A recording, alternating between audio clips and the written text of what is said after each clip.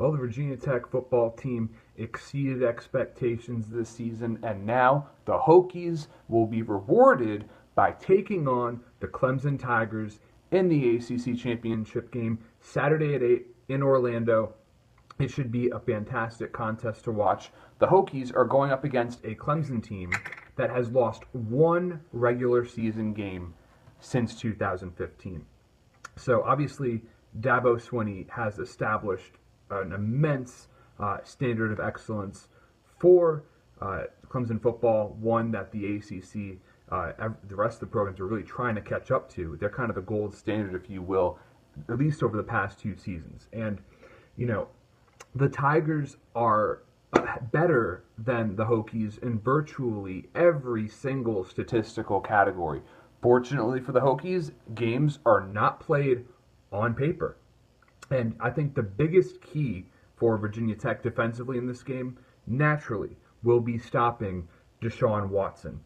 He's had an outstanding season, but not an invincible one. He has thrown for over 3,600 yards and 34 touchdowns, but he has also thrown a lot of interceptions, over one per game with 14 total. So this will be a true test to see if Virginia Tech can live up to the DBU billing. There have been times where the Hokies have really struggled in the secondary this season, but boy, will a lot be asked of them to slow down this Clemson passing attack, particularly slowing down Mike Williams, the 6'3" receiver who recovered from suffering a broken neck to become what Dabo Swinney called the most complete wide receiver to come out of Clemson. He's had over 1,000 yards receiving, as well as 11 touchdown catches. So he's going to be a nightmare to contain for the Virginia Tech secondary. Jordan Leggett is a 6'5"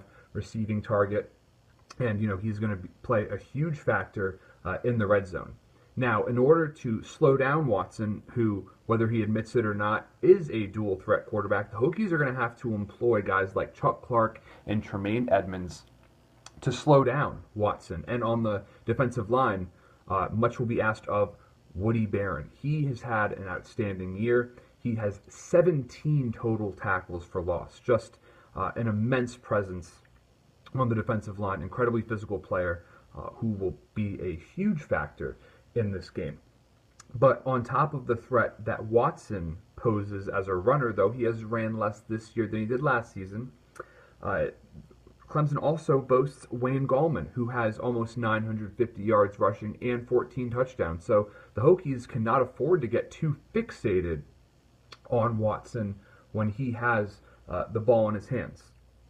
Now, Clemson has converted over 50% of their third down attempts on offense this season. Meanwhile, Virginia Tech has had one of the best stop units in the country on third down, allowing just 26.8% a conversion rate on third down. So, something's got to give there. Now, looking at Virginia Tech offensively, Gerard Evans is going to play with a chip on his shoulder. You better believe he will after being snubbed for all ACC honors.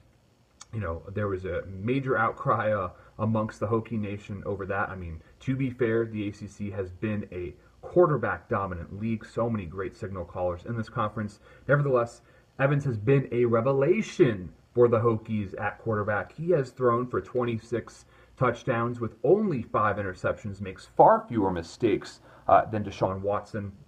And, I would imagine he's going to run the ball a lot because he's such a major threat. But, I really, really hope Trayvon McMillan gets more carries. This could be a terrific game for him. Of course, Virginia Tech will have some real major difficulties, I think, slowing down what is one of the best defensive lines in this case we're talking about here, in college football. Clemson's defensive line has Carlos Watkins and Dexter Lawrence as the loads on the inside, but really the standout of this unit is a sophomore, and that is Christian Wilkins. He is a Bronco Nagurski finalist. He has racked up 43 tackles, 12 tackles for loss, 3.5 sacks, and 7 pass breakups. That's a pretty amazing stat for a defensive end. So Jonathan McLaughlin is going to have his hands full and then some trying to slow him down. Might need to employ double teams wherever possible. But it's important to point out from Virginia Tech's offensive point of view that Clemson has had major problems slowing down tight ends. Virginia Tech has one of the best tight ends in college football with Bucky Hodges, who has really come on as of late. He's been grabbing touchdown passes, making big plays, and becoming more of a favorite target for Evans. And, the Clemson gave up 100 yards receiving to tight ends from both Pittsburgh and NC State.